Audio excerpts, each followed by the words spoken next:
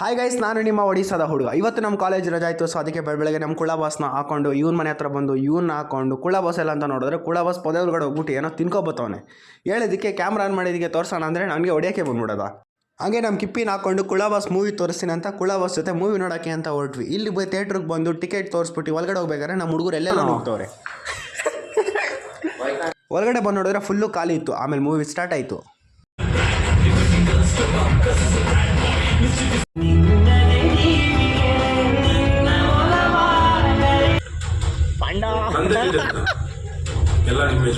Movie ಮುಗೀತಂತ ಆಚೆ ಬಂದರೆ guys 4 ಜನ ಮಾಲಿಗೆ ಬಂದಿದ್ವಿ. ಈ ನನ್ನ ಮಗನೇ ಒಬ್ಬನೇ ಐಸ್ ಕ್ರೀಮ್ ತೊಗೊಂಡು ತಿಂತವನೆ. ಹೇಳಿದ್ರೆ ನೆಕ್ಬಿಟ್ಟು ನಮ್ಗೆ ಕೊಡ್ತಾವನೆ.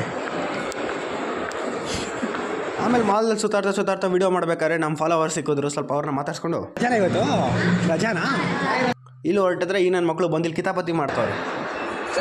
ಅದನ್ನೇ ಆಗ್ತಾನೆ ಕಡ.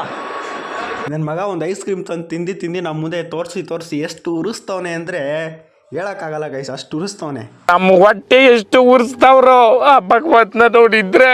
ಕನ್ನಡ ಬರುವಂತ ಹಿಂದಿ ಮಾತಾಡ್ತಾರೆ. ನಾನು ಅಕ್ಕನ ಜೊತೆ ಮಾತಾಡೋಣ ಅಂತ ಹೋದರೆ ನಮ್ಮ ಕುಳ್ಳ ಬಾಸ್ ನಾವು ಅಕ್ಕ ಬೈದೇ ಕಳಿಸ್ಬಿಡ್ತು ಆಚೆ ಗಡಿಗೆ.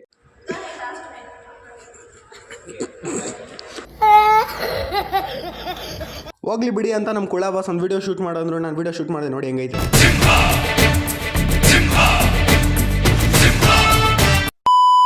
ಅಷ್ಟೇ ಗೈಸ್, ಇವತ್ತಿನ ವ್ಲಾಗು. ವೀಡಿಯೋ ಇಷ್ಟ ಆಗಿದ್ರೆ ಒಂದು ಫಾಲೋ ಮಾಡಿ, ಒಂದು ಲೈಕ್ ಮಾಡಿ, ಒಂದು ಕಮೆಂಟ್ ಮಾಡಿ. ಸಿಗೋಣ ನೆಕ್ಸ್ಟ್ ವ್ಲಾಗಲ್ಲಿ. ಬಾಯ್.